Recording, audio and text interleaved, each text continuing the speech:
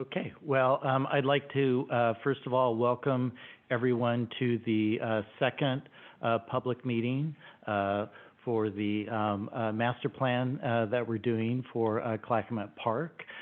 My name is Kurt Lango. I'm with Lango Hansen Landscape Architects. I'm here with Brian Martin from our staff. And we wanted to go through a couple things before we get into some of the work that we've been doing over the last couple of months. First of all, we have people here in the audience as well as people virtually. As we begin to get into some of the design options that we have completed, we're definitely wanting this to be as interactive as possible. We welcome questions and comments from you all.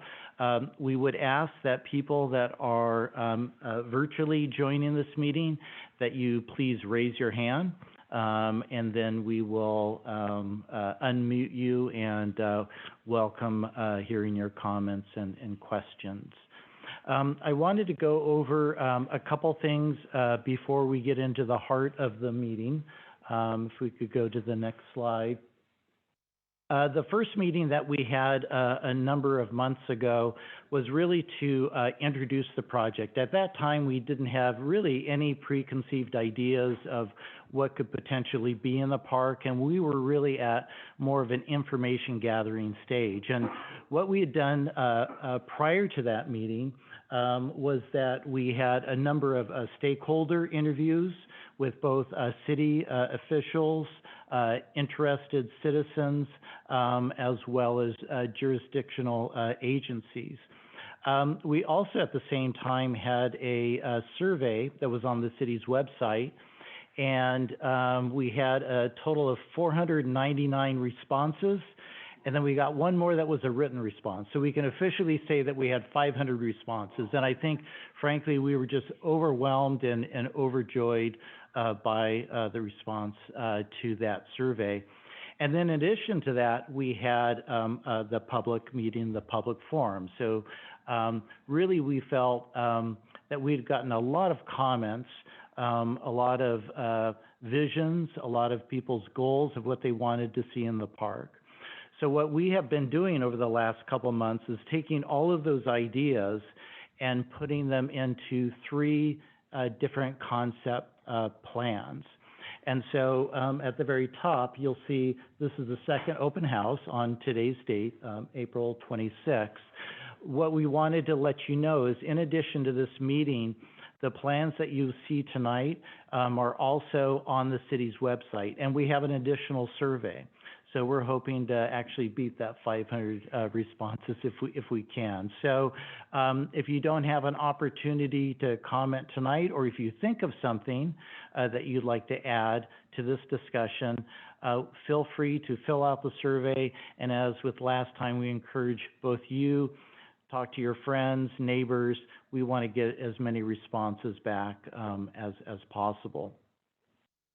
What we'll do tonight is we will do a brief recap of that survey because we think it's important for you all to hear what we have heard from everyone here.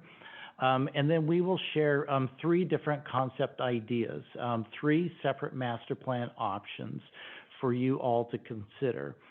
And we want to have this be an engaging discussion with people virtually, as well as here in the room, to talk about what you like, what you don't like about each of the options. In terms of the overall schedule, and it's just one last little thing, is we will take then the feedback that we get from this room, we also from the survey. We will also on May 10th have a meeting, a joint meeting with the City Commission and the Parks and Rec Advisory Committee, PRAC. And we will be getting comments from them as well. We will then kind of narrow those concept options down and do a single master plan.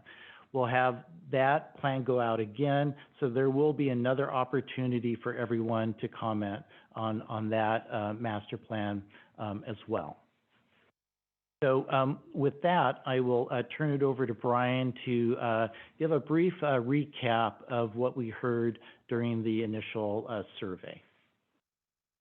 So just as a little bit of background, many of you probably took the survey, and there were, I think, 11 or 12 overall questions. Tonight I'll walk through briefly 4 or 5 of the questions, just highlighting the response that we got. And I stood in the back of the room beforehand. I understand that the font is small, so I'll read through these, summarize them briefly for you. This first question, it basically was just looking at what are the priorities in master planning Clackamette Park? What elements do you want to see given attention?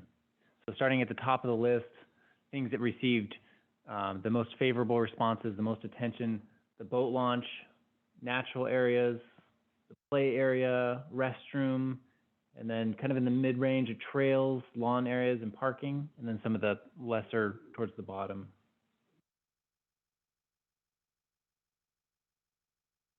Next straightforward question is just asking about the importance of open space to the community. And as you can see, the bar on the top rates extremely important and very important. If you take extremely and very important together, that's almost all the respondents were saying that open space within Clackamette Park is really essential.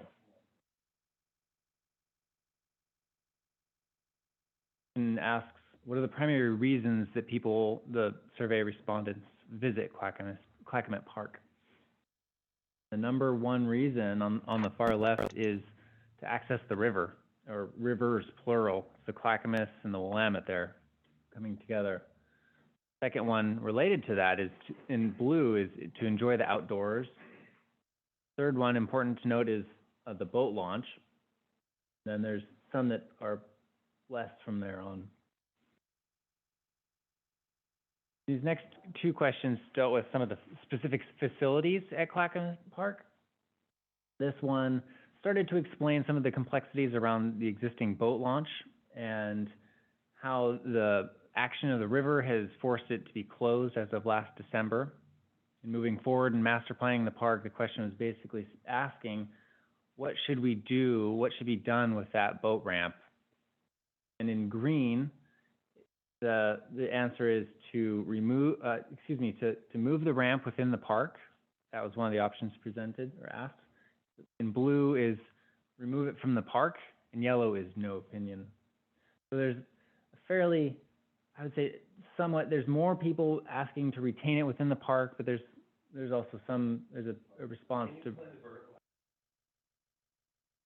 It's a little bit difficult. The question was asked to rank them in order, so they don't all add up to 100% per se, but it's a priority number 1, priority number 2, priority number 3.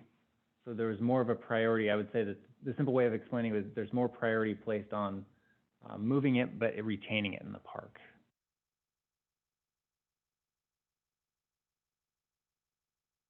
Green. Yes. Moving it, but also.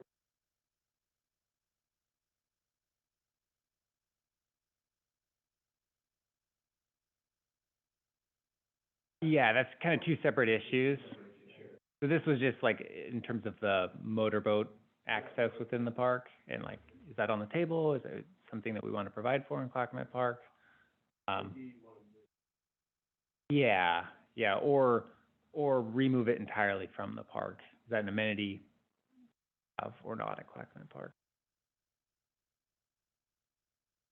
This next question deals with the RV park, and the context for that being that within Clackamette Park right now, the RV park is located within the floodplain, and basically every year it floods, and it's closed for a period of time. Repairs are done, a certain amount of money and maintenance that goes into that. So looking at the master plan, what should be done about that? Do we, in green, leave the RV park where it is and upgrade it? In blue, relocate it to a new location within the park, either within Clackamette Park itself or the property across the park. Then yellow is just move it outside of the park. Maybe find another parcel of land nearby. The property in yellow is not.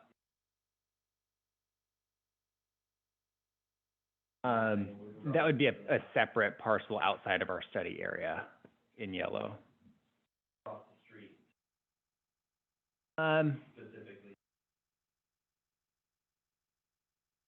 Yeah. So I think for our study area included that, even though it's not part of that park property right now, proper. Does that make sense? Yeah, I think, if I could explain, I think the yellow meant, move it outside the vicinity of the park and what, is the city-owned parcel across the street. So it was, move it outside the vicinity. I think the way that we were interpreting the blue was to, as a potential location to move the RV park, across the street, yeah. Yes, sir.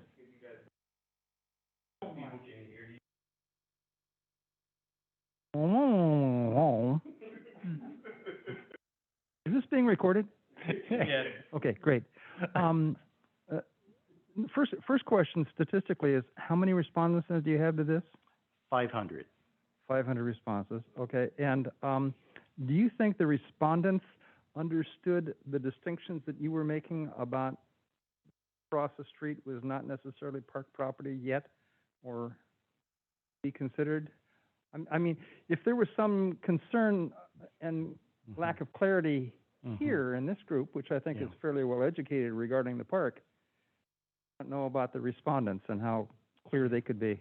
Yeah, well, it's a good question, and I think that as much as we want to try to make this as scientific a poll as possible, I think it's not only looking at one of the questions, but also looking at some of the other answers that we got in terms of the RV park and the location.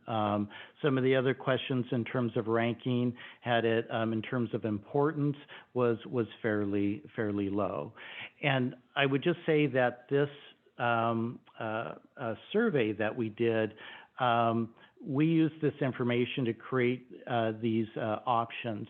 But certainly within these options, there's opportunities to, I think, reinterpret or take the information that we had and apply it the way that we all see fit. So I think when we go through those options, certainly I think we can go back to what we heard here.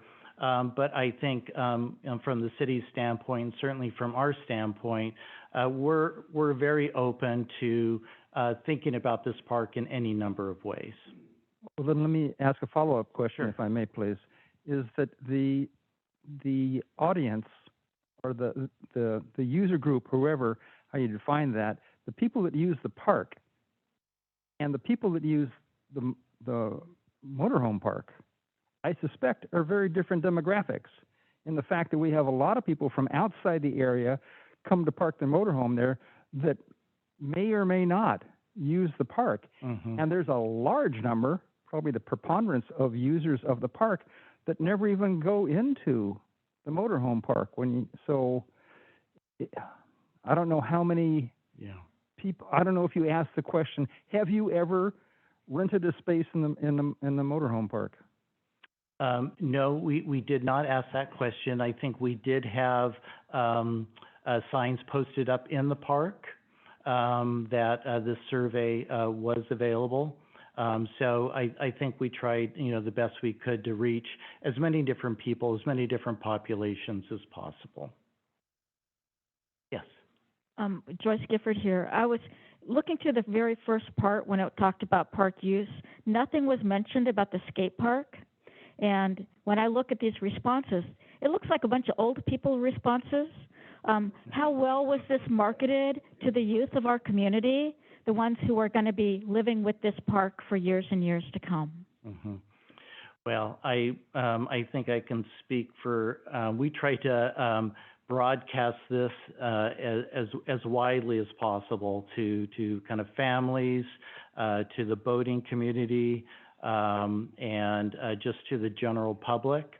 I don't think that we had an age response and how old you were. We had, whether you'd visited the park or not. So no QR code down there by the skate park for the kids to put on their phone apps and make a response. Okay. Well, Actually, there was. There were QR codes, yeah. Yeah, those were at the park as well.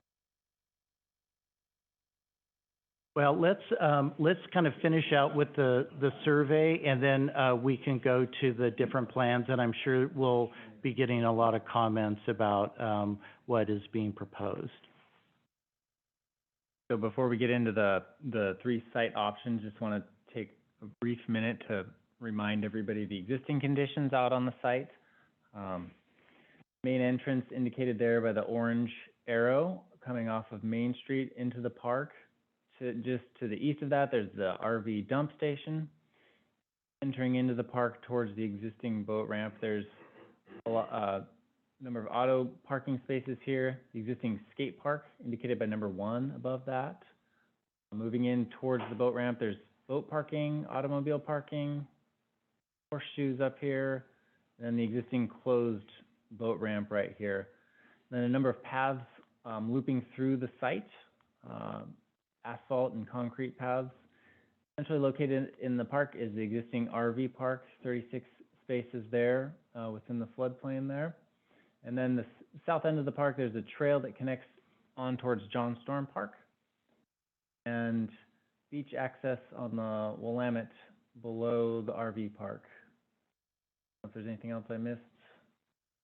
A small play area right there and some shelters as well. Okay, so let's get into the options. So if you go to the next slide. So, this is option number 1, and we have the plan view. We have numbers that are associated with each of the major components, and then we have a little color key code. So what you see in the kind of brighter green is lawn. The kind of the darker green is plantings, natural habitat, and so that could be native plants, shrubs, and ground cover. And then what you have in the tan color is beach access. What we've also overlaid on top of this plan are all the existing trees, but we've also added more trees.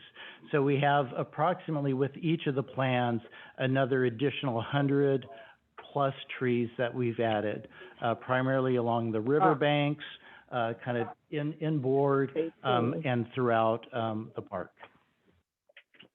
So let me start by just talking a little bit about the vehicular circulation. You see Main Street and Clackamette Drive. So its current configuration with the bend in the road and the where the parking entrance is right now is approximately where we have it right now. So you enter the park there. And then what we've tried to do is to keep the parking areas in approximately the same location that they are right now. Certainly there's some efficiencies in terms of how you can circulate through the parking lot, which we've done. Certainly there will be new trees that will be added within the parking lot that aren't currently shown, and those will be vegetated. We'll be dealing with stormwater runoff as well. And so what we have here is the parking for boat trailers. We also have parking for users that want to use the park. And then what you also see here is both the retention of the existing boat launch that creates the wave, and then a new boat launch that is approximately 350 feet away. Now, this boat launch location was studied a number of years ago. It was vetted through the Oregon State Marine Board, a number of jurisdictional agencies in terms of its particular location. So the circulation for the boat trailers would come, be able to drop off and park and use that and access the water. We are keeping the existing boat ramp that creates that kind of wave and access to the water, essentially very similar to what you see today.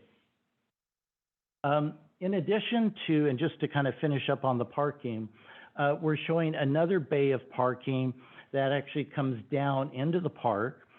North is to the left, so it comes down west into the park and actually follows where that existing RV park road is right now. So the idea is that we didn't really want to cut down any more trees if we were to create more of a parking area. But we wanted to bring people into the park, a little bit further into the park, along with a little turnaround that would circulate back out. If you go back up to the other side, on the east side of the parking lot, we're showing the existing skate park is to remain as is, the same size, or actually this one we're showing it a little bit larger. So we've done another park where we heard a lot of kids talk about wanting to expand that skate park, so we're doing that. What we're also doing is showing a play area over on that side as well. We know that there's an existing swing set in the park, but we're showing it kind of an expanded area that would be easy access from the parking lots. As we move through the park, you'll see that we have a number of loop trails.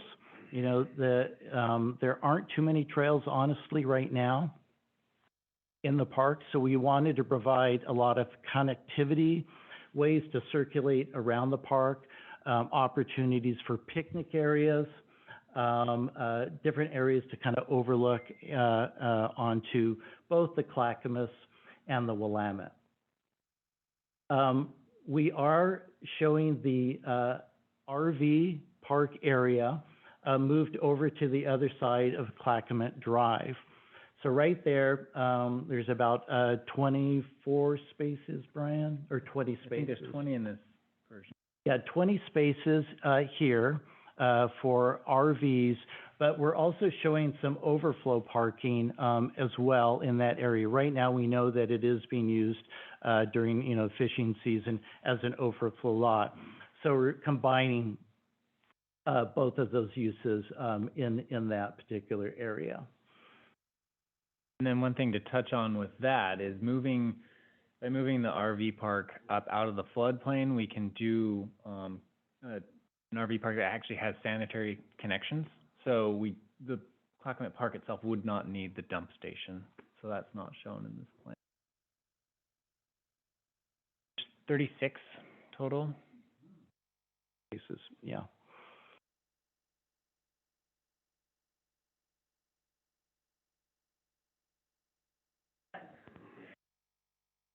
Because I think the short answer is that there would be full hookups, both electrical and sewer, since it's out of the floodplain. So that would not be necessary to serve the RV park at Clackamette Park.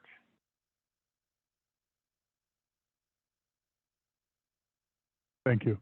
And I understand that if there were hookups at the redesigned park. However, that dump station also is utilized by other folks who come from outside the area or come home and don't have a place to, and they'll stop and utilize that, whether they're supposed to or not, I'm not sure, but I think they are. I think it's available. It's available. So, yeah, so I think it's something that you might want to consider retaining, because it is utilized by a lot more people than just folks staying at the park. Okay, I think those are the kind of comments that we're exactly looking for.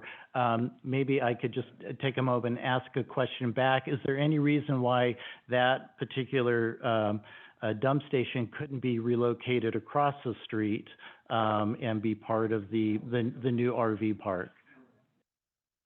No, I don't believe so. I think the one thing to consider is that the size of RVs these days has gotten larger and larger and larger. Okay. That particular dump site will accommodate a fairly large RV, because I pulled one through there of at least 34 feet.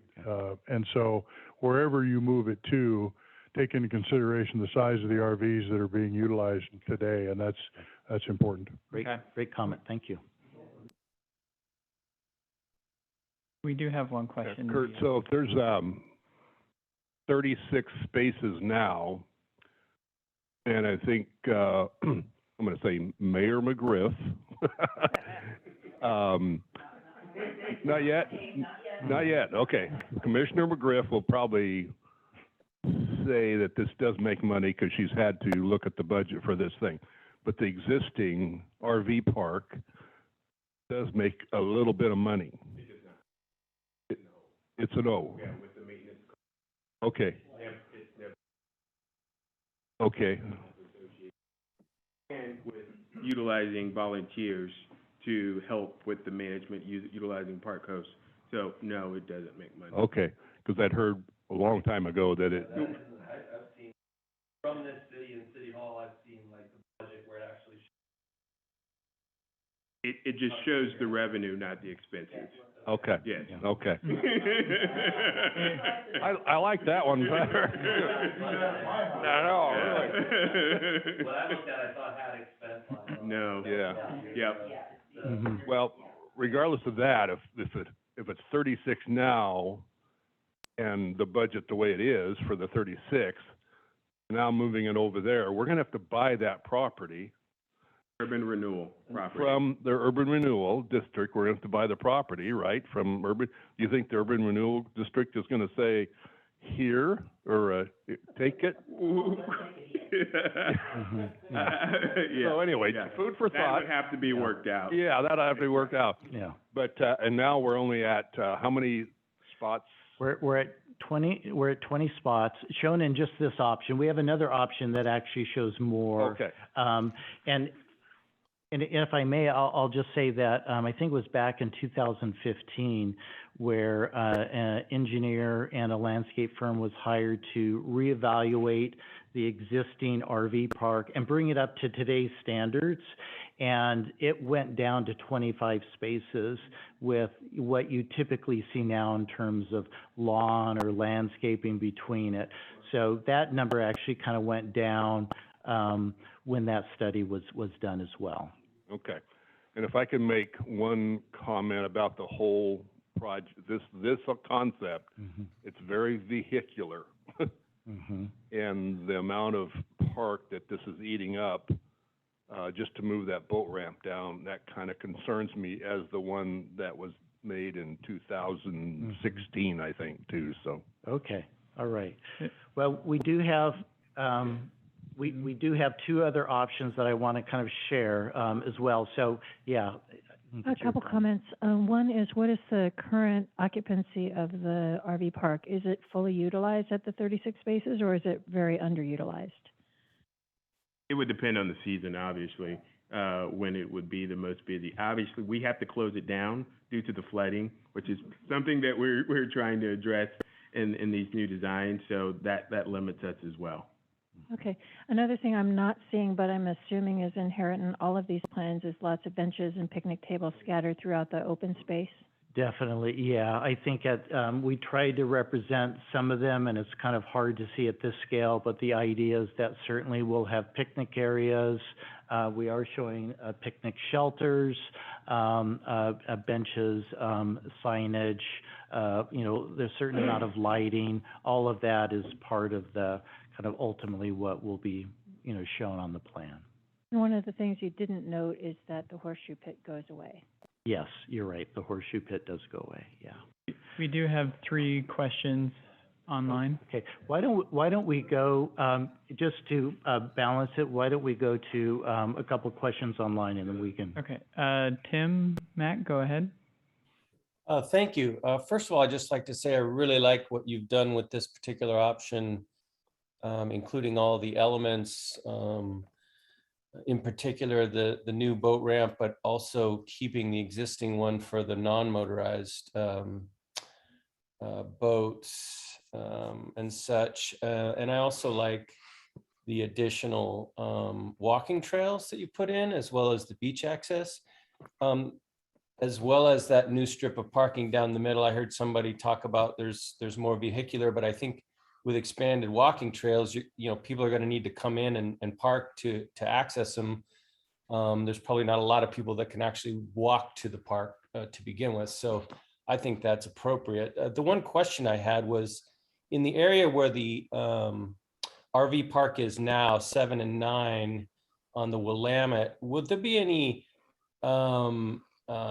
work done to sort of raise the level of that area or something, any measures to reduce the amount of flooding that occurs? Not in this particular plan. Actually, the flooding, and maybe, I don't think you can show it on your plan, but the flooding, the yearly flooding, goes close to where you see number 3. And then it kind of circles, back around to 7. So there's actually a fairly substantial amount of the park that floods right now. And as part of these plans, ultimately, we are going to need to balance the cut and fill. So wherever we fill, we're going to have to cut. So where we can, we're really going to try to minimize that, because I know that ultimately going through these different state and federal agencies, they're going to want to see something where we're not increasing the flooding in this park or increasing the flooding downstream. I see. Well, thank you.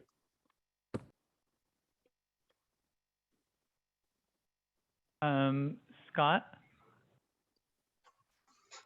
Hi, yes, thank you. I did have some problems hearing some of the comments from people speaking in the room earlier. Just thought I would mention that.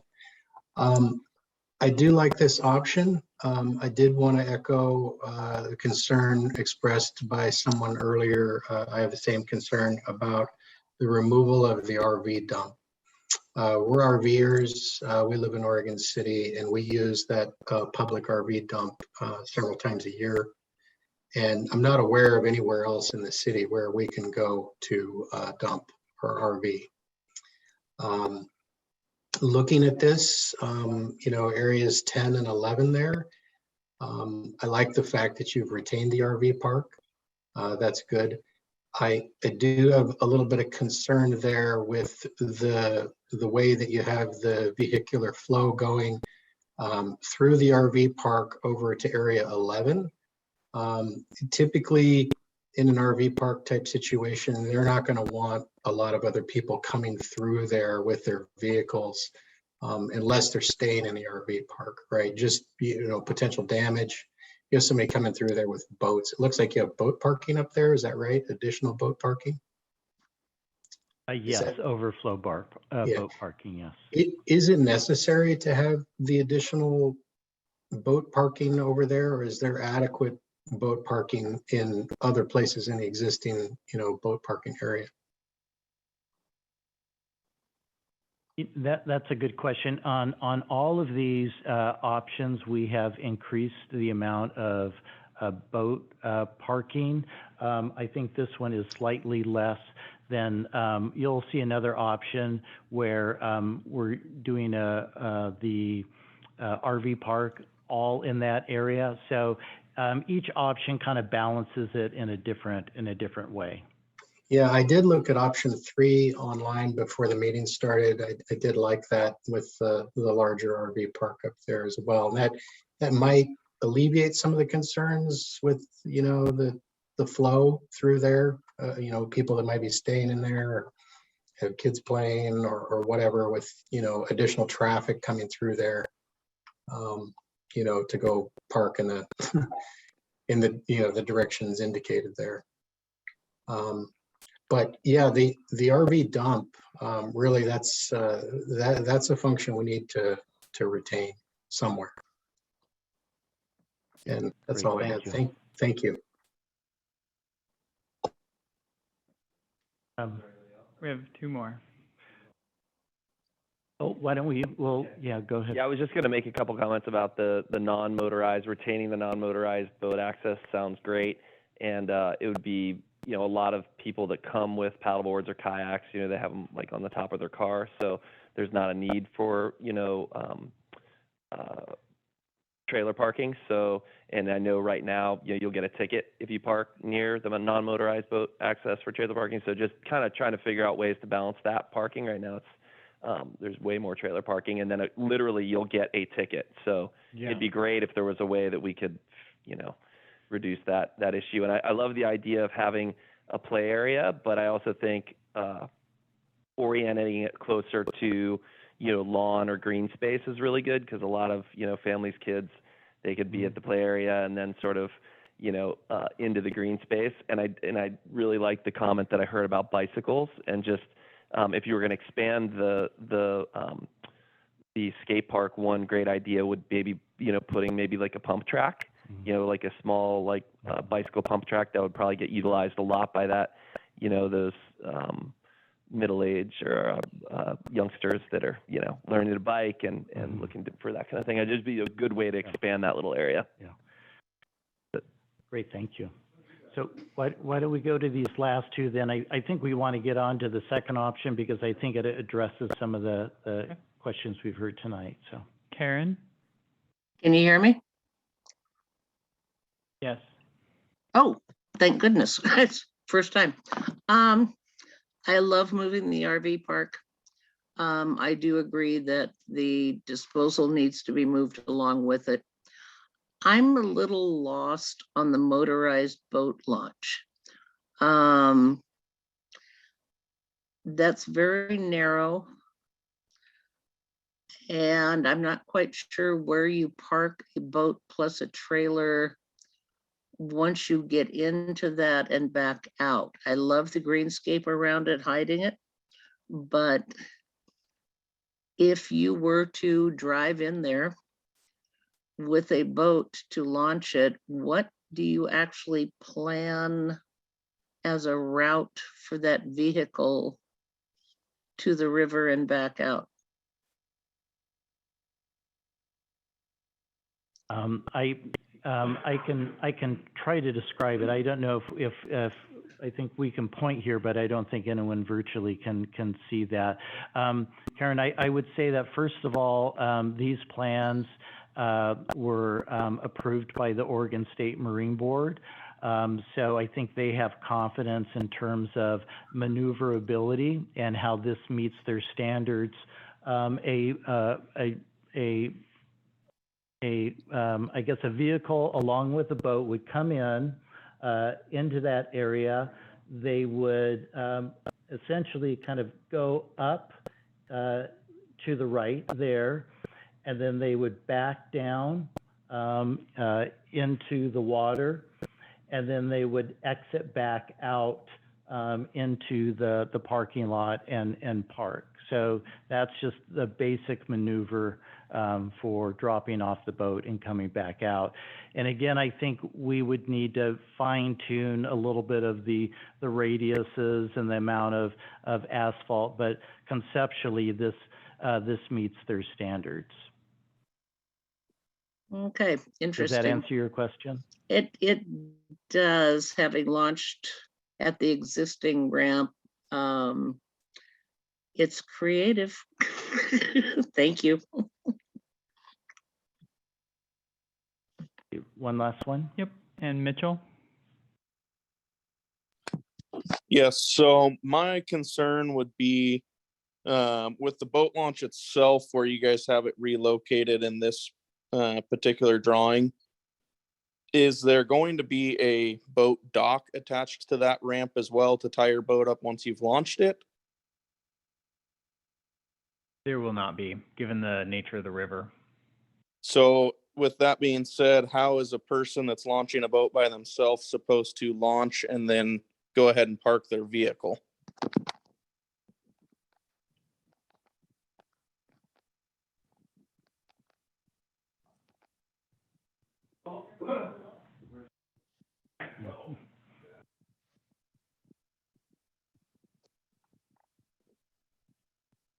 I cannot hear anyone, so I'm not sure if you're thinking. No, sorry, I was trying to get the microphone here. So No worries. what currently people do is they will go down, they will launch their boat, and then they will drive it off to the side and park on the river rock to the side of the ramp there. Correct. So a lot of people will just. That particular bank is currently very large boulders, so are they going to remove all that and let it erode the bank then? Or are you going to have to drive up into the fast water where the existing ramp is and then walk It would be back? on the back side of that where all the river rock is. Correct, but that area is not, I mean, that's large boulders against that bank now. So the area of the old existing ramp to the right, Correct. downriver on the Clackamette side. I mean, I've watched people launch their boats and then dock them there, hop out, get back Yeah, into I've their launched my truck. boat numerous park times there, but what I'm saying is 350 feet below the existing ramp, that bank is currently large boulders. Yeah, well, I think the idea is that what the plans have been drawn up for this particular location, they're very preliminary, but I think that what we're hearing from the Oregon State Marine Board is that as those designs move forward, there's certainly going to have to be manipulation of that bank to make it safe for boaters, and that as those plans progress, ultimately it's going to be a condition where it will be safe for the boaters to use. Okay, and then my So other I think there's question still is that- more work to be done in that. Yeah, my other question would be that, you know, that previous ramp used to be usable until the river started filling in down there and they quit dredging it. So what is going to prevent this new location from having the same issue in years to come? Are you going to get a permit to be able to dredge that again? If that was the case, could they get the permit to dredge it and leave the existing ramp and not have to relocate it? I think the short answer is no, that it's not likely that there would ever be dredging here for the sake of navigability. But given what they're seeing, what they've been seeing over the past 15 or 20 years with how the channel is moving, there's a certain level of confidence in locating the ramp where it's shown in this option that it would provide what they would deem as a good standard length of lifespan for a boat launch in these conditions, so that 20-year, 25-year target range. Alrighty. Actually, what I'd really like to do is to move on to option 2, and then quickly on to option 3, because I think we'll be able to go back and ask questions, compare options. There may be some things that you're commenting on option 1 that you actually see on option 2, or maybe even option 3. So option, and I'll just kind of briefly mention, we added these images.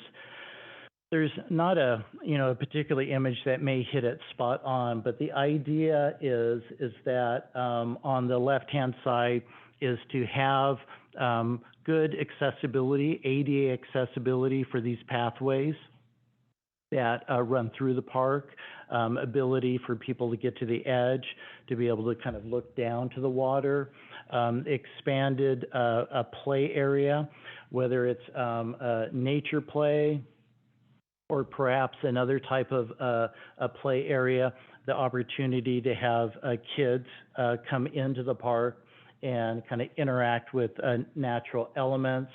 The native plantings along the bank, the kind of revegetation, I think is a very important part of each one of these schemes. And then we see the wave, the boat launch, and then the importance of the open grass area. So we just wanted to let people know that we've also been kind of thinking about the imagery as well as what's happening on the plan. Okay, so option 2. So the first thing that you may see is that where Main and Clackamette Drive meet, we've taken out that curved portion of the roadway and created a T intersection, which we felt was a much safer intersection, but also a more direct connection into the park. What we've also done is we've compacted the amount of parking spaces. You'll see that we still have the boat launch, but it doesn't take up as much as the park. And I think that was one of the comments that we heard. We have, again, expanded the skate park, but we've kept that in the general location. What we've done on this option is we have moved the play area down to the west of the parking lot. we have, what's shown in the tan is perhaps a little kind of play plaza of sorts, right next to a shelter, as well. So right now, that play area kind of faces kind of a nice open, lawn area. We've kept the existing boat ramp, but in some ways we've kind of added to it. We thought, well, there might be an opportunity for some seating within that area rather than just a straight shot of concrete down. So there might be ways to actually enhance that a little bit. The other thing that we've shown is at number 10 is that's the area that floods almost every year. So we've actually kind of carved that out maybe just a little bit more and created more of a kind of a wetland riparian area there with a boardwalk that comes across that area that connects the trail systems. And back to a comment earlier about the cut and fill that you were getting at, we've carved out where number 10 is, and then we can add a bit of that fill back to the play area. So we've taken the play area and raised it up a little bit, so it's not going to be as prone to flooding. And its existing condition just beside the play area, number 3, is the restroom, and that is sits a little bit higher, so it doesn't typically flood. So we're looking at replicating that condition for the play area as well. And then you can see up at number 6, kind of up at the eastern corner of the site, we have a little bit more of a promontory point with the shelter. I think that would be kind of an ideal place to be looking over the Clackamette River. I'm sorry, what? Oh, can, yeah, so. Sure, thank you.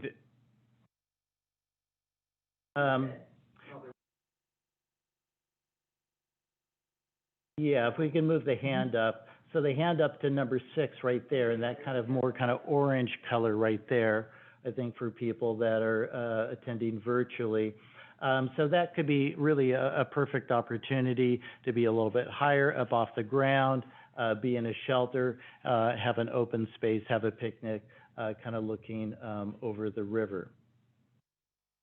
I think with this option, again, what's shown in that kind of darker green color is where we would be planting native plants, native trees. In all these options, we've significantly increased the amount of tree canopy. So this one essentially kind of more compact in terms of parking. Play area moves to the other side. An enhanced launch where you have the kayaks, the non-motorized coming down access into the river, and more of an eddy where you see number 10 being able to kind of carve that down. What I'm going to do is I'm going to just kind of launch into, so to speak, option number 3. Just one last thing to touch on, very quickly on this. We have not developed the lot across the street in any way. It just is remaining as it is today, overflow parking, lay down lot, flexible, but that square right here, that represents the paving as it is today. Yeah, so for this option, because we wanted for each option to be very distinct, is to say that the RV park isn't located within the park vicinity. It needs to find another home elsewhere in the city. We'll compare that to option 3. If we go, and I think we have some images again. So this shows the idea of shelters. The far right hand, the boardwalk, the idea of the boardwalk kind of within the park that might go over more of a wetland area. And then the bottom image, center image, is perhaps kind of a revamped kind of non-motorized launch. And then on the far left-hand side is the opportunities for overlooks to happen within the park. So on this last option, we wanted to show, what would the park look like if it did not have a boat launch? I think what we heard on the survey was the importance of access to the river. I think there were a number of people that responded that said, perhaps this park did not need to have a boat launch. So we wanted to show, well, what does it mean not to have it? At the same time, we felt that if we did do that, perhaps there was less pressure to put all of the parking on the kind of upper or far east side.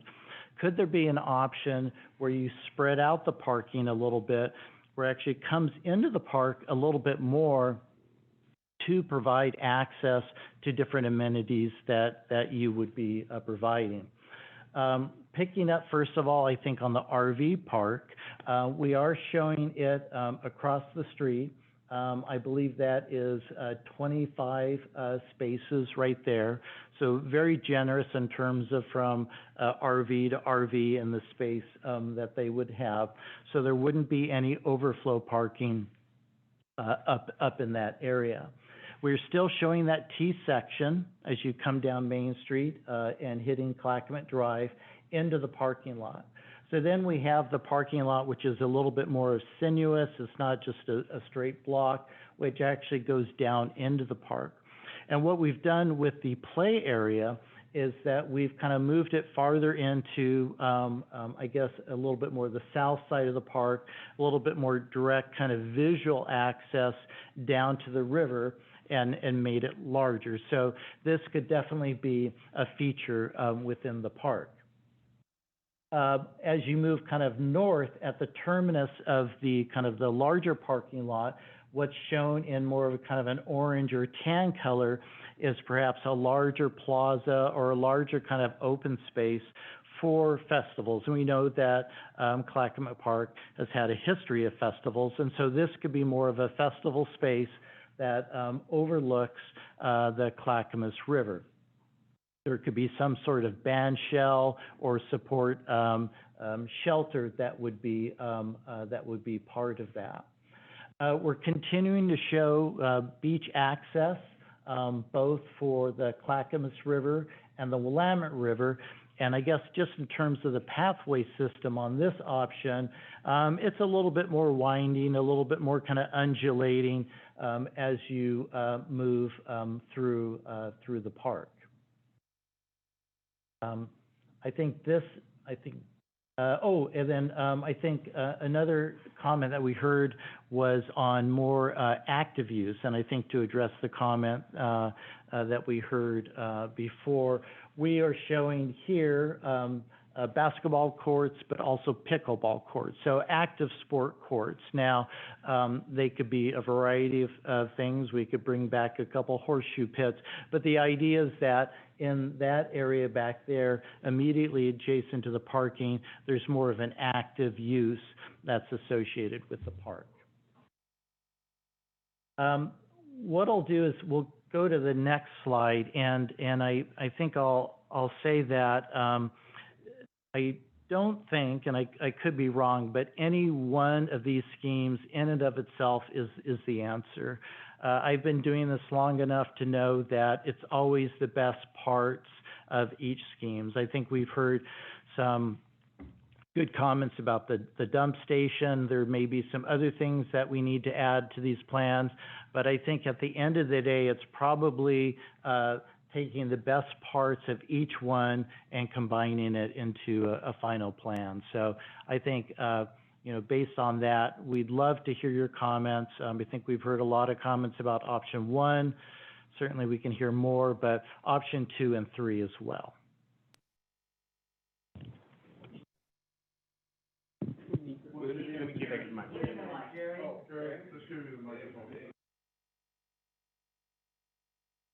Online. All right.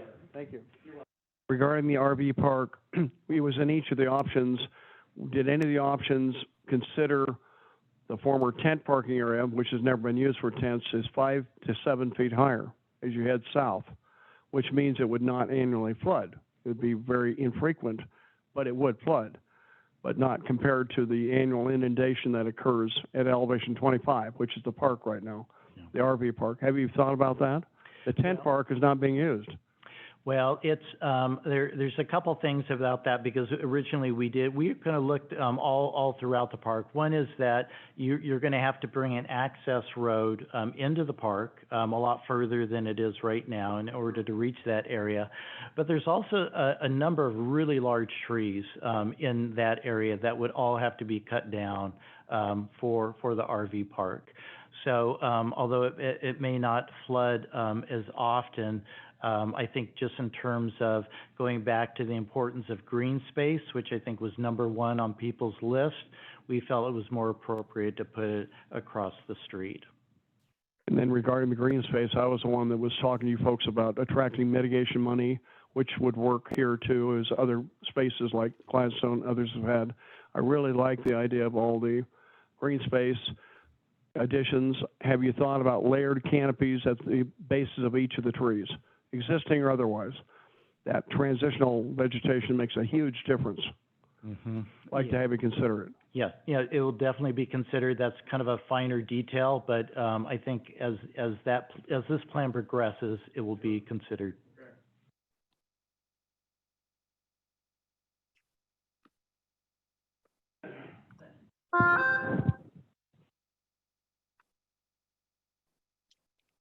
Good idea to show us all three options. It gave me some time to write some notes. Now I've got 6 comments, so I'm just going to read them off, and before I ask for responses. Sure. Number 1 is, next time it would be a really nice thing for your live audiences to have hard copies of these overheads, which are unreadable. Number 2 is, when you did your surveys, it would have been nice, and I don't know if you did or not, to get some demographic profile information. Is the age of the people responding? Do they have any kids? Do they come there with kids? Are they boaters? What are they using? And are they local? And maybe that was done, but that profile would have been nice to have seen a summary of that profile. Thirdly is, when you see these 3 options, and I know it's early to talk about money, but I'm always concerned about money, and it would be nice if you could just pick what you think is going to be the least expensive and call that X, and the next one be X plus and X plus plus. So we know generally, yeah, I mean, no idea as to, but I know that money is going to be a factor in the end. Number 4 is, you had me for a while back, a few minutes ago, when you mentioned the word asphalt, and I'm wondering how much consideration is being given to permeable surfaces rather than asphalt. I think that it will hold up, and it's been shown that it's an effective way, and I'd rather see that water going back into the ground than just flowing somewhere. Number 5 is, I am assuming that if there is an improved RV park there, that there will be improved fees to yeah, you're with me, Ram. Okay, yeah, that there needs to be a better economic return on that, because I think that's an asset that we ought to be, and maybe even reviewing the money that we're making off of that dump station. Another reason not to remove that. And the last one, which is probably a little more speculative, but I like to think far ahead, and that I would hate to see designs made on this area without looking at it in conjunction with possible mitigations that are going to be done at the cove. So if they do have to do any rerouting at the cove to take care of the algae bloom and things like that, how is that current going to affect that whole Clackamette side of this park? And we know that it wasn't just natural causes that caused that boat ramp to collapse, but some other activities farther upstream. But if we're going to be doing work on the cove, and not just the current flow, but also if there are amenities planned at the cove. I know the original design called for a bowl, an arena, an amphitheater. That maybe that's an amenity that we might not need at Clackamette Park, but I want to hope that we're going to be keeping all those in consideration. Okay, great.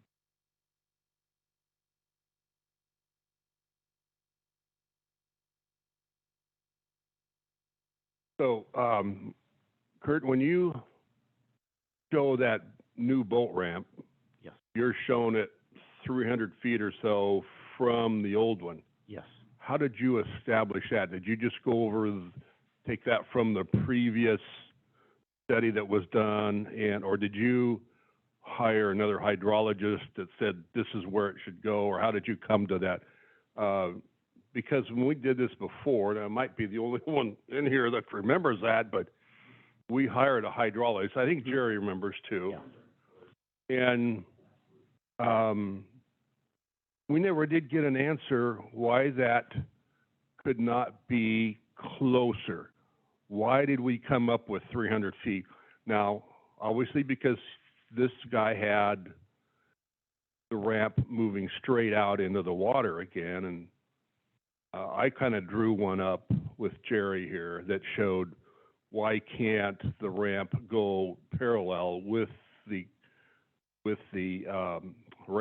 coast, with the current, or with the shoreline, instead of sticking out, and move it closer to where it's at now, maybe 100 feet away. Yeah.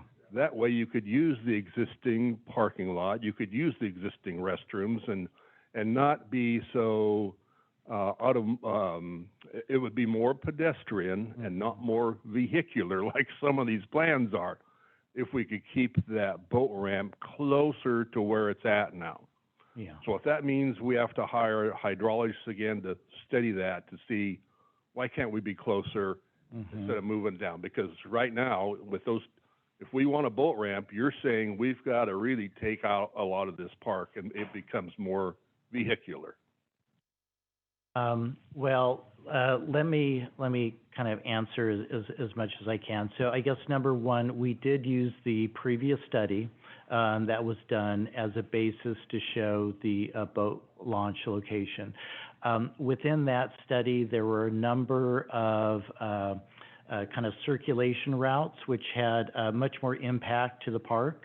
The one that we chose to use had the least amount of impact in terms of how you maneuver and access the river.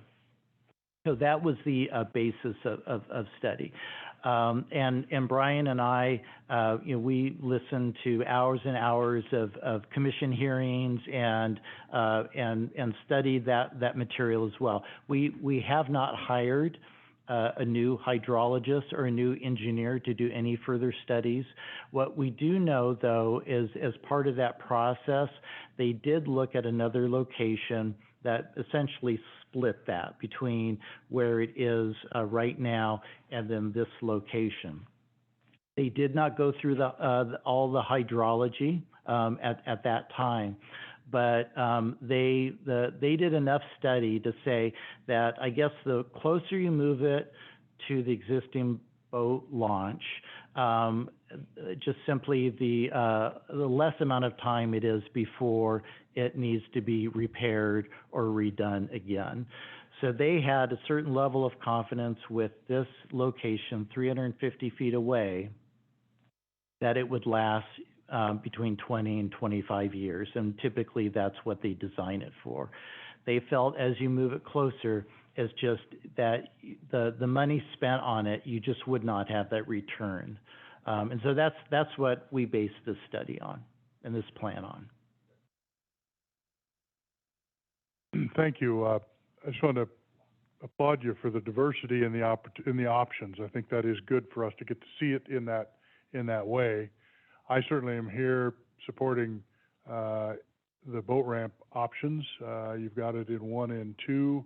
I have all kinds of technical questions about boat ramps and how it's angled and all of those kinds of things, but I think that's something that needs to be evaluated closely down the road. We want to support, have an opportunity for a boat ramp, but please, we need to do the work up front in order to ensure the best we can. It's not going to be spending a lot of money later like we have on the other boat ramp. And certainly perpendicular and angled as much as possible is going to avoid some of that. I think these are good questions on the hydraulics of it. Yes. I think that was a good question that the gentleman asked online regarding where you put your boat when you're launching it by yourself. It's important to have people who utilize and launch boats advise all the way through. And I'll I'll be glad to be here to help with some of that, but I think it's important to have those kinds of people involved so that you don't create something that doesn't work. The other thing that was an observation to me in the moving of the RV park, I hadn't realized, I, like others here, had heard that it was a moneymaker. Obviously, it doesn't sound like that it is at this point. I'm certainly not opposed to the moving the RV park to the other location. I'm not sure, we'd have to look at the economics of that as well. There's got to be some savings made as a result of maintenance and everything else from the current one to that one, and fees can always align some of that, which I would certainly support. But I think having an RV park is a reasonable option. I think if it becomes too expensive and just too much out there, I don't think it's critical to the option. I do think that the extra overflow parking that you had, no one has seen a boat ramp that works in the Clackamette in this location for several years now, so you don't get a real good sense of how many boats used to utilize this area. When the Oregon Department of Fish and Wildlife used to routinely do creel census here, 40% of the creel that they obtained came from this boat ramp when it was in good working order. And you're talking, a lot of angler days, both at this time of year for spring Chinook, but a new addition that has really grown is the addition of the shad angling that's there, so it goes much longer into June and even into July, where you have more utilization than you probably have had in the past. That's grown. We've gone from a shad run of 3 million up to a shad run of 6 million in the Columbia River. That's a pretty popular, becoming pretty popular, and very, very highly utilized by families and children. It's probably one of the biggest fisheries we've got around here that provides opportunity for angling for kids, and so it's critical that we have access to that, and recognizing that there's going to be a lot of people want to do that. I believe in the future that excess or overflow parking may be very, very important. The only other thing I would say is you design the current boat ramp where it is, and the curbing that's there. As a boater, I don't need any curbing. Curbing does not work for guys trying to ride boats around and trying to make them fit throughout I know that it looks good and there's probably other reasons for it, but having curbing like that makes utilizing the area even more difficult for boaters, particularly boaters who may not be, all that schooled in moving boats and trailers around and parking them. So again, certainly option one, option two both have the boat ramp, which I would certainly support. And I think you've got some more work to do to get down into the details to make those work. But I thank you for the diversity. After this, do you want to transition? So, do you mind if we go just one online and then we'll go right to you? Thanks, Mike. Okay. Deborah? Yes, sir. Thank you. Can you hear me okay? Hello? Yes. Thank you. Sorry, I have a really bad voice. I wanted to thank all of those involved in the three options. I for one, wanted to express my great gratefulness that you're still considering having a boat ramp there. It is a pain in the neck to have to drive down to Willamette Park or Sportcraft over the last several months, because those of us that do utilize that boat ramp and have lived here nearly all our lives and as long as the park has been around, have really missed it. So the fact that you've included two plans that do make that option available, I very much appreciate that. I mean, it's taken me 25 years to actually know how to back down a trailer with a boat and not feel intimidated. And now to not have that option anymore would be sad. I'd also like to express concern though with option number two. People and little kids that have the chance to stand around near a boat ramp when you're trying to launch a boat, that you're just asking for safety issues. So while the cement blocking and all of that stuff might be nice to sit on and stand around, we want to limit whatever potential hazards might be for those thinking they're just watching when in fact they may be actually interfering with the actual safety launching of a boat. I really appreciate, and I'm sure our canoeing friends will appreciate, kayaking friends will appreciate having that separate location a little bit away from the actual launching of, big metal boats or fiberglass boats. I also appreciate having the dump station. I know my husband and I have frequently used it, and even though I live in the city and pay taxes, we do make our donation as required. The third option, I feel like it reminds me more of like inner city downtown type of environment. And I think that Clackamas County as a whole, for people that have lived here for, I'm going to say 60 plus years like myself, we really do appreciate the nature and environment and keeping it user friendly for all. I feel like if we kind of expand into being it more of a carnival type atmosphere, or not Saturday market isn't a carnival, but I mean like Saturday market and all of these other options, I feel like we may be changing what maybe the intention of having river access means. I think it's always in our best interest to also think about our Native American folks, right? Confederated tribes. I think that they all need to have a huge say in how we access the river and how this landscape looks. I'll stop with that, but I appreciate the three options, and any option that includes that boat ramp, I will be sincerely grateful. Thank you for the opportunity. Thank you so much. Two comments that don't have anything to do with boats. Not that I'm not a boater, I'm a kayaker and canoer. Anyway, I think most parents with children are going to use the south of the access road area because that's where the bigger green space is. Mm-hmm. So I know at least one of the plans had the play area on the north side. Mm-hmm.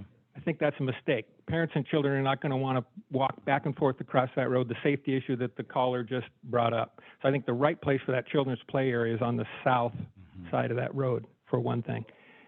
So, yeah, this town is built, I don't know whether ever to refer to it as east or north. It's the north end.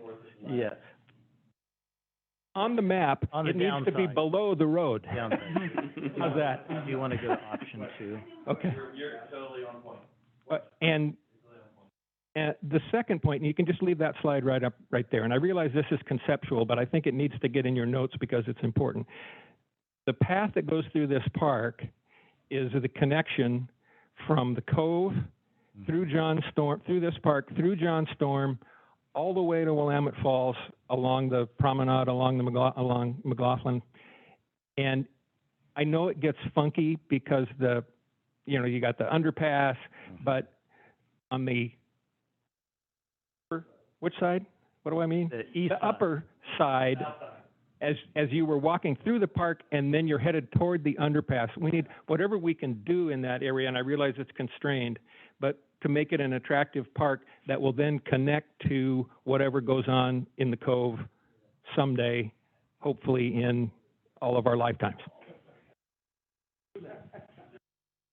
Yeah, so we have a lot online. Okay, do you want to do, we'll do one more. Maybe we can just alternate. online and. Karen? You hear me? Yes. Yes. Okay. I love number 3. And my apologies to, I think it was Deborah just ahead of me. I think the boat launch time is done at this park. The Clackamas River, if you study history, it hauls gravel down. And it has continued to haul gravel down forever. It will continue to do what it chooses to do. It changes channels with the addition of some of the water service for our neighbors that wiped out our beautiful bridge. It proved once again it will do what it wants to do. I don't think anything should go along the Clackamas River in the way of a, you think, permanent installation. Meldrum Bar has improved their launches. We have Sportcraft. Excuse me. I think 3 embraces the community park that we need. And I like moving the RV park. I used to work for the Chamber of Commerce. This side of Canby up to Barton Park, there was no place for a recreational RV if you were here for a vacation. Oregon City is considered an historic destination for tourism, and you've got to have some place to stay and multiple options for that, which includes an RV park. And it is interesting how few actual recreational RV facilities there are along the Willamette River. You bring in any hydrologist, and they'll probably tell you that the Clackamette is going to do what it does. I've grown up on this river. Actually, I grew up on the Willamette when you could dredge. And I know it's now an evil word, but as long as we cannot clear channels or clear what used to be called the Delta, where the Clackamette and the Willamette come together, I think 3 is a beautiful concept. That's it. Thank you, Karen. Yes. Yeah, thank you guys. I do appreciate all the work that you guys have done on all the 3 concepts, and I really like the idea of that you guys have kept the non-motorized boat launch there to do non-motorized recreation, surfing, paddling. I think non-motorized water sports is a very fast-growing thing as well. I work out of Milo McIver State Park as a concessionaire out there doing non-motorized rentals.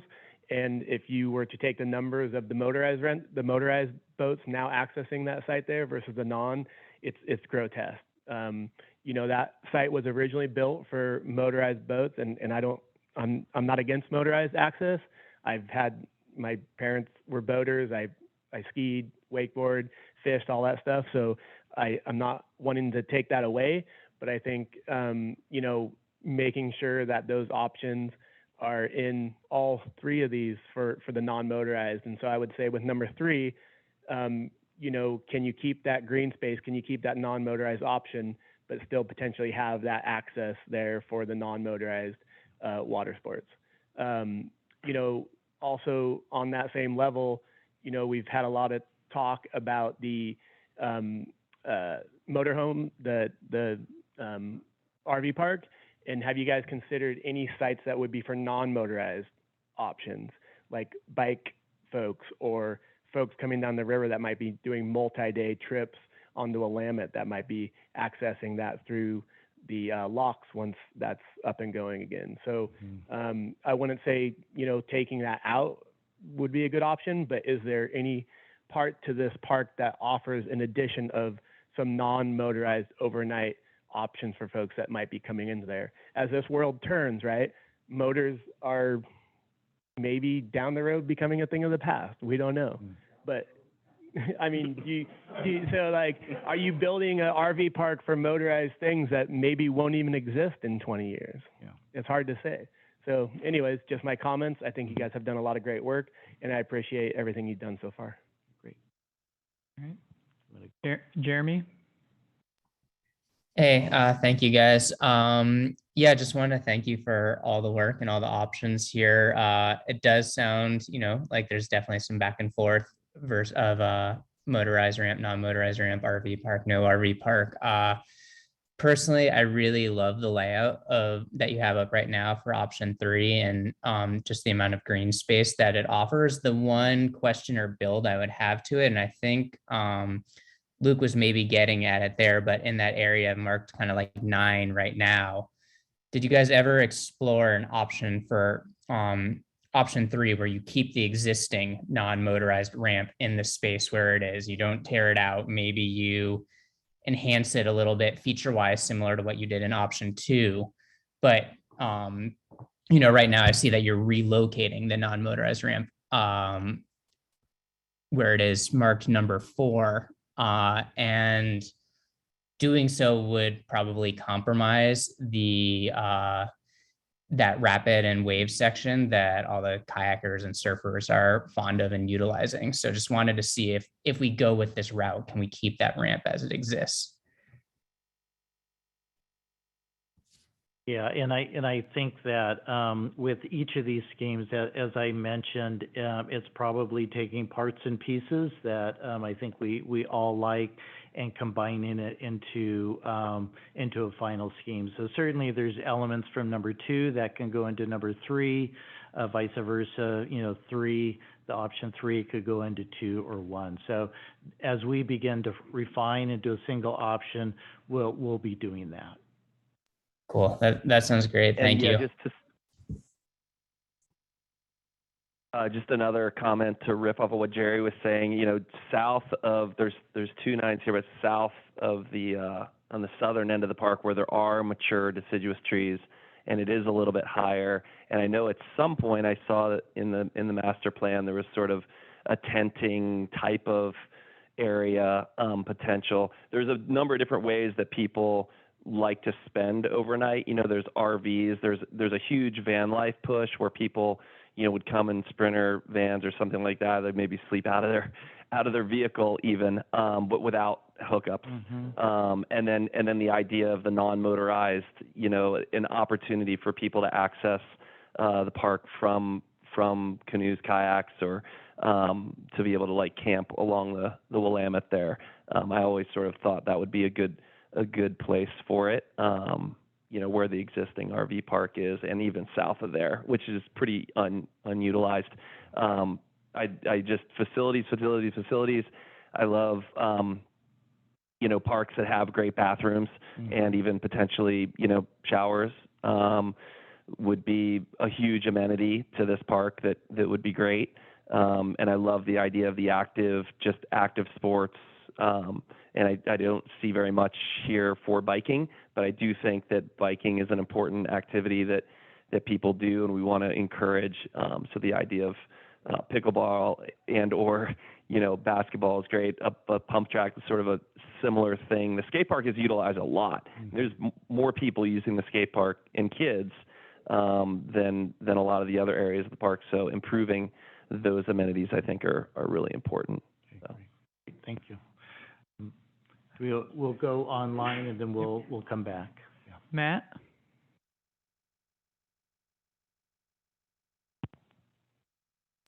I'm here. Hang on.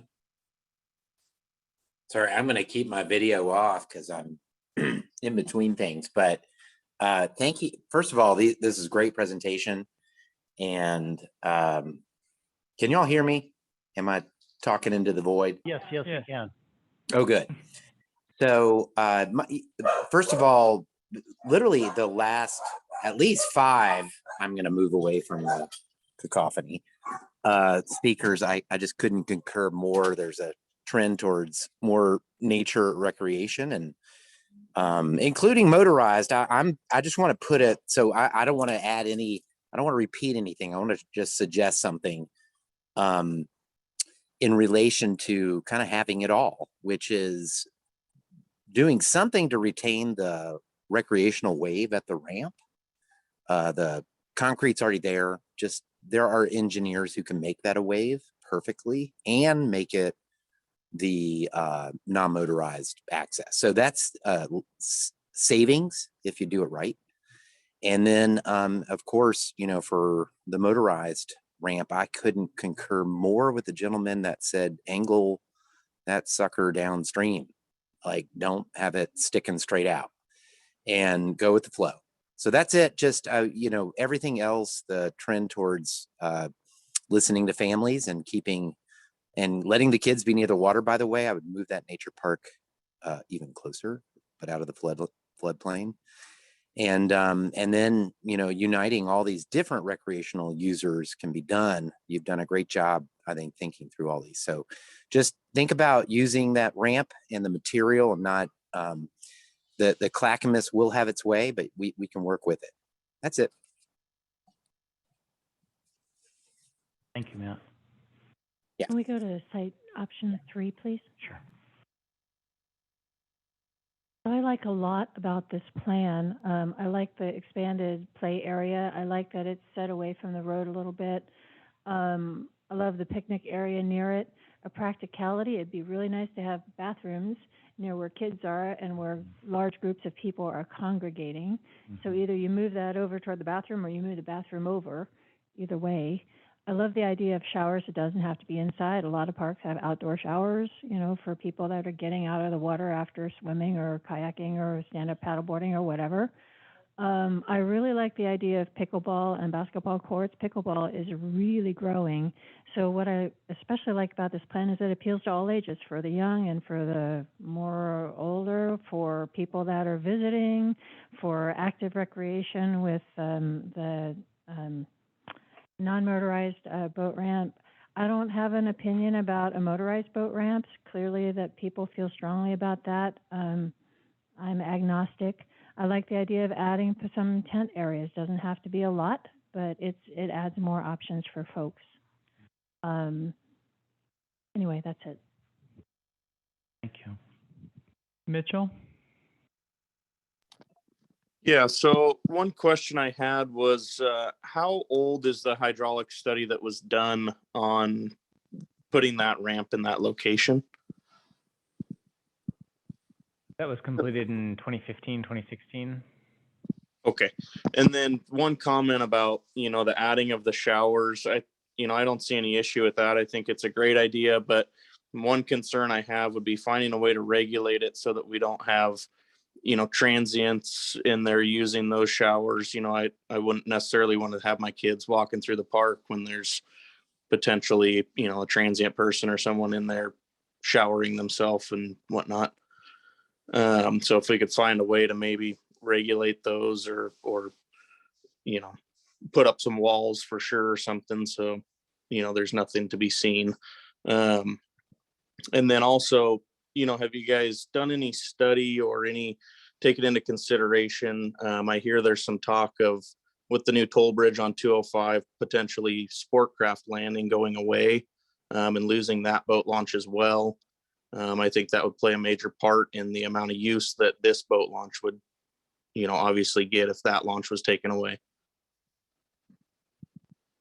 That's not something that we heard in any of our research. There might have been impacts to circulation, but not that the access point would be going away. It might have been something we missed, but that did not come up. Yeah. Okay, thank you. Thank you. Just wanted to add a couple quick points maybe on that last one regarding Sportcraft. A lot of people utilize Sportcraft. I think I mentioned it in the first meeting. It has a very limited number of slots itself for boats and boat trailers, particularly larger boat and boat trailers of any kind.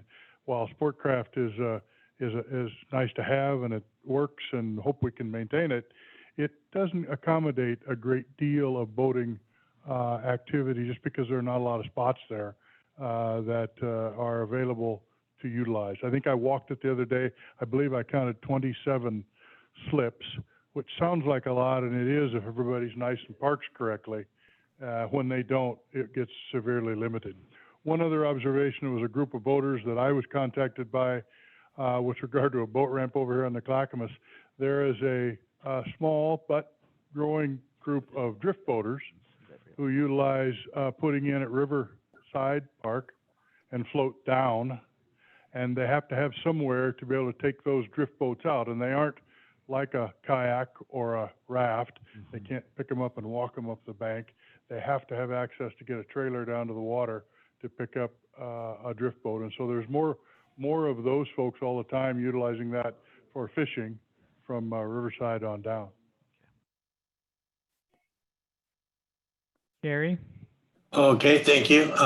I'm Gary Spanovich. I wanted to talk about two aspects. One is the transportation aspects. I was a former transportation planning engineering director for Clackamas County. And I did go look at the park today. And, there's a lot of birds down there, and people go down there and feed the birds and the ducks and the geese and the pigeons.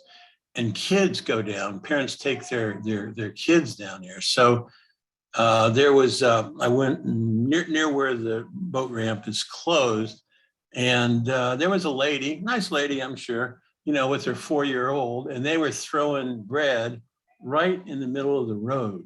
And it took about 10 minutes, and there were 2 cars behind me.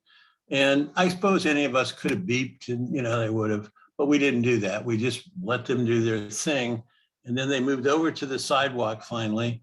And then one of the cars behind me went around, and that little girl ran right out in front, and the car had to screech. So it's really important to separate these, the pedestrian and the motor, the car, the automobile. So you gotta really separate them, because remember, people go down there and feed the birds, and they do those kinds of things. And so you don't want to have conflicts between those 2 types. So that's one thing. I like option 1 and 2. I think that I really don't think it's practical to close that motorized boat ramp, because it has a lot of use, and it provides access to the river for the local plus even a regional, and that draws people here, and it enforces what Oregon City is trying to do with their tourism goals and mission, and everything from the Oregon Trail, et cetera. And then moving the trailer or the RV or the camping to the other side of the street, that's a great idea. It doesn't have to be in the park. And that's a beautiful area over there. It's just vacant land. And then finally, my wife is kind of a distant relative of Frederick Law Olmsted, who did Central Park, father of landscape architecture. And we've been proposing, we've had a number of articles in the paper on a Olmsted Peace Park at the Cove.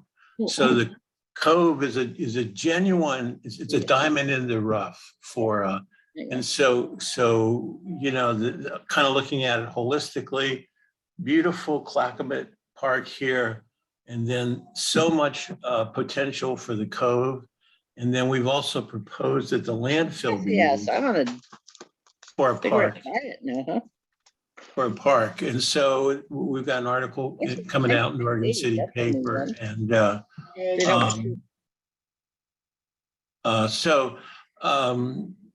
maybe you could kind of, I realize that that's a different scope, but if you could kind of relate these plans, which are great plans, by the way, good work on the part of the planners, to the potential for developing the Cove into a kind of a Peace Park or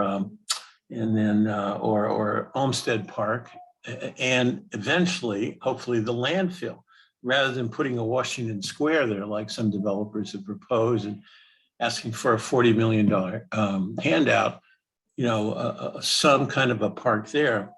And then you got the end of the Oregon Trail. Then you begin to really build the tourism mission, which I believe Oregon City is really committed to. I guess that's all. Thank you very much. Thank you, Gary.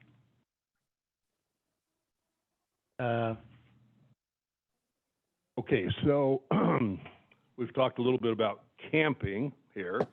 Well, let's keep in mind we have a camping ordinance in this town, which has saved us a lot from our could be more of a homeless issue than we have. Thank God we have the homeless, the camping ordinance, because the police can use that as they wish. They don't kick everybody out of here, but they can use it. It's a nice tool for them to have. So we do have a no camping ordinance here. So you would have to kind of do something about that legally, maybe it's allowed in this certain area or whatever. But so that's number one. And number two is, this gentleman just kind of brought it up. That area around the Cove, these folks, I mean, there's 1,000 people going to be living there. And I brought this up the last time. This is their park. This is their neighborhood park. Mm-hmm. And I'm surprised that we don't have some kind of a some involvement or a focus group from those folks of what they want to see here in their neighborhood park. So, because this is their baby, you know. It's a regional park, it's a neighborhood park, but those people around in that new apartment complex and around who's ever going to be around the cove should be involved with this. So. Okay. Great. Thank you. Yeah. Bill? Many years ago, when we were looking at this before, when we talked about what was going to happen, and we talked about the boat ramp and how there's a big contingent of boaters here that wanted that boat ramp, and they wanted that boat ramp on the Willamette, not on the Clackamette. Okay, and I know that the fisheries board said no way on the Willamette, needs to be on the Clackamette.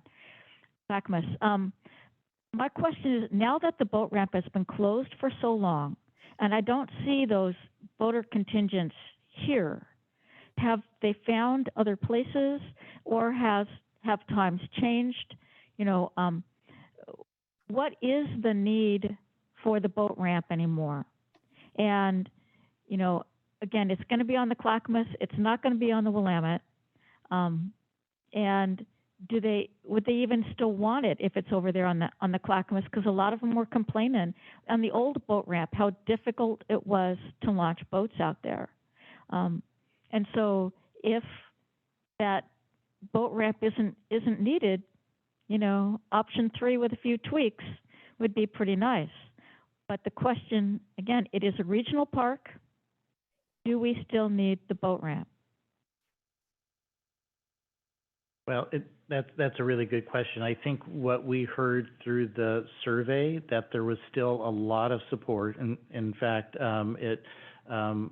I wouldn't say by a large margin in terms of people that wanted or did not want, but clearly that ranked high in terms of different park elements that they wanted to see in the park, the access to the river. So with as many respondents as we got, I think there still seemed to be a lot of support. And then plus we also have done a number of stakeholder interviews and just talked to people personally, kind of in the boating community as well. And I think a lot of people are still chomping at the bit to have the boat launch located along the Clackamas. Bill? Yeah, can you hear me? Hello, am I heard? Yes. Yeah, I'm Bill Monroe, and I'm with the Clackamas River Basin Council also. We've been working very hard to improve habitat and increase the opportunity for boaters, both motorized and non-motorized, to use that lower river. And we absolutely need a ramp there. When it was functional, there was overflow parking during certain times of the year, and it's just part of the river, part of the access to the river. And I want to echo too the observation of the preponderance or the growth of non-motorized boaters who come down, and it's unreasonable to ask them to have to go outside of the Clackamas River and either go all the way down to Meldrum and try to get in there, or even worse, try to get back up to Sportcraft. And by the way, Sportcraft will remain open during the I-205 project. The Marine Board has already said that. But I favor number 1, and number 2 is okay, but we do need that boat ramp there to provide increased opportunity again for all of those boaters. And I think, as you pointed out, that your surveys have certainly shown that. Thank you.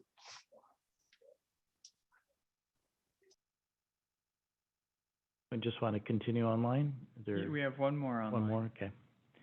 Aaron? Can you hear me? Yes. Okay. Just wanted to clarify, I agree with the non-motorized boat launch. I do think that the kayaks and whatever should be able to launch from the park.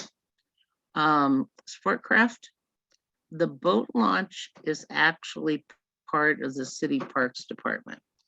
The boat launch will stay open no matter what negotiations take place with the rest of the property. So Sportcraft will remain open. And for motorized boats. And clarifying, I really do think that I would like to see us focus on non-motorized launches along the Clackamette, because it's a little easier when you're trying to deal with all the gravel and whatever the river hydrology decides to do this year. The end. And we have one more? Yeah, last one. Okay. Bruce? Yeah, so I just want to thank everyone, not only, you guys who drew up the plans on the presentation, that was terrific, and also everyone who's here. I think it's been an incredible dialogue. I'm very confused, and I bet a lot of other people are very confused about the question of how much, how strong is the need, how strong is the desire in the community for a motorized boat launch. I have nothing against a motorized boat launch. My position, I want to keep the wave. I mean, that's really why I'm here. And I have nothing against a motorized boat launch, but the way you worded and presented the survey of the boat launch, it was very ambiguous. It's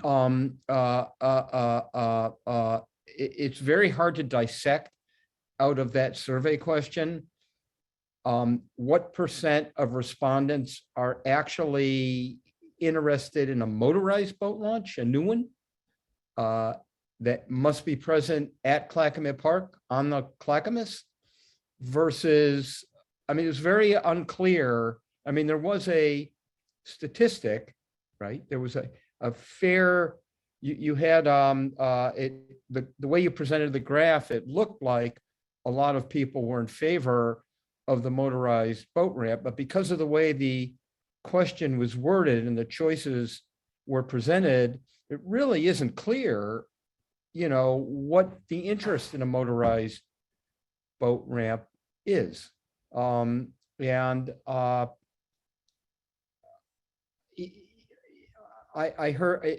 also got mixed messages from the group here. One woman seemed to be very passionate about having a boat ramp here, right at that location where you put it, but I didn't hear anyone else speak to the necessity of the boat ramp there. Can you comment on that? Sure, and I certainly appreciate your comments, and I think all the comments that we heard tonight we take to heart as we move forward with the master plan. I guess what I would ask is for you all to get online and take a look at the survey that we have, because I think we probably have like maybe 14 or questions or so that specifically respond to these plans. And so I think perhaps the initial survey questions weren't as black and white as they could be. However, when you begin to take a look at this survey as it relates to what we're proposing, there's specific questions that deal with the parking lots and preferences. There's specific questions that deal with the boat launch as well, and whether you strongly support, strongly oppose, and as well as the non-motorized launch. So this is really a continuum, and we're prepared to continue to work on the master plan, the questions and the responses. But I think if we can get the same number or even more responses to this, the survey that we currently have online, I think we're hoping to continue to kind of reinforce which plan or which combination of plans will be the best for Oregon City and the community. Okay, So thank we you. have another slide, the very last slide. No, good question. And again, I think it gets to each of these questions. There's some, I think, very specific ones that deal with different elements, and hopefully we can pop it up. If not, we can give you the address. But it also offers a lot of opportunities for written responses as well. As I mentioned, we do have a city commission meeting along with the Park and Rec Advisory Committee. So there will continue to be opportunities for responses, for comments as we move through this process. Yes, Denise. Hi, I'm Denise McGriff here for people who are online. I think that you are right in the fact that you surmised correctly that probably something from column A, column B, and column C will end up probably being the plan, because there's lots of things in each of them that are positives and not, I don't see so many negatives. But I think you hit a lot of the points when Kendall came to commission meeting earlier last year and asked us some of the opinions. Obviously, you heard loud and clear that we all supported moving the RV park, and I think that was not even a question that it wasn't going to get moved, because we felt it needed to be out of the floodplain, and you did, and Kendall did, and many other members of the community, because, you know, every time it's out of action, it's lost revenue for us, so we would like to keep that. I do think we need to have places for people who have self-contained vehicles, as Sam mentioned and several other people did, because I guess you're saying we used to have that van conversion place up in Park Place. It's not there anymore. But a lot of people are utilizing those, and I understand right now if you've got a self-contained vehicle, you can't be at Clackamette Park, which I think we're missing an opportunity, you know, to allow people to do that. I think a couple of other things that, and maybe Kendall can answer this, I think one of the questions we had pondered was the idea that if we took the boat ramp out, we'd have to pay all this money back to the State Marine Board. So I know you were researching that, and did we ever get an answer to that? Yes, so obviously we received some additional funding associated with the boat ramp. So that would definitely be affected if we decide to relocate or not have a boat ramp anymore. That's a yes, we have to pay it back? The question about paying back, that's something that would have to be worked out with the Marine Board and their board on decisions that in regards to paying back any funding.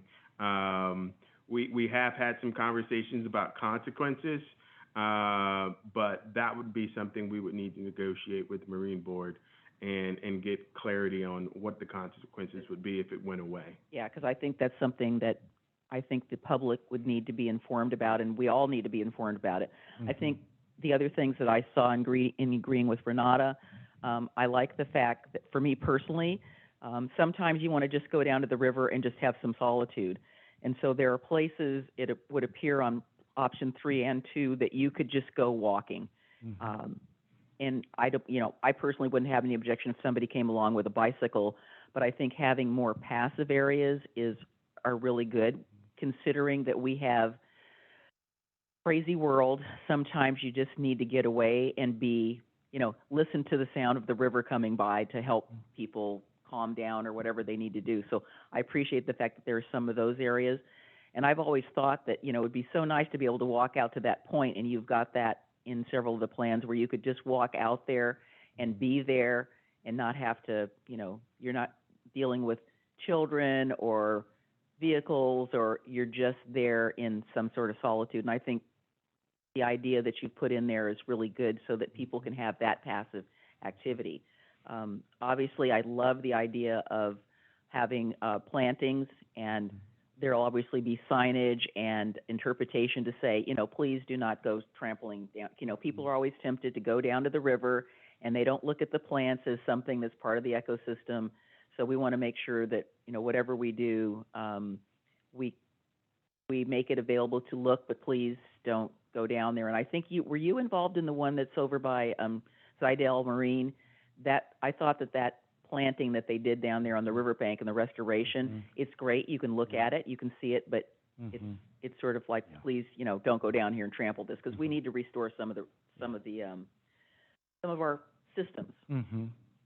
Everybody's mentioned that Clackamette Park is a regional park. I do know that there was outreach to the people who live at the apartments down there. I can tell you that they have, unfortunately, for whatever reason, they're not that interested. As a matter of fact, Mike, you might be aware of this, but there was a gift package that was sent down there by the Downtown Association with free coupons for everything. Nobody used them. So obviously free is not a very good price because they didn't take anything up. But I think you've done a great job in outlining some options. I think, when you come to the City Commission and the PRAC, that it would be great to have the results of the survey. I know I participated in it, and I thought that the questions were very well thought out. I mean, sure, you can add comments. So I just think it's great. And, this has been a long time in coming. We've been talking about Clackamette Park Master Plan forever, and I hear people chuckling around me because they've been here. So thank you for, the work, and I think our community is going to look forward to more to come. Great, thank you.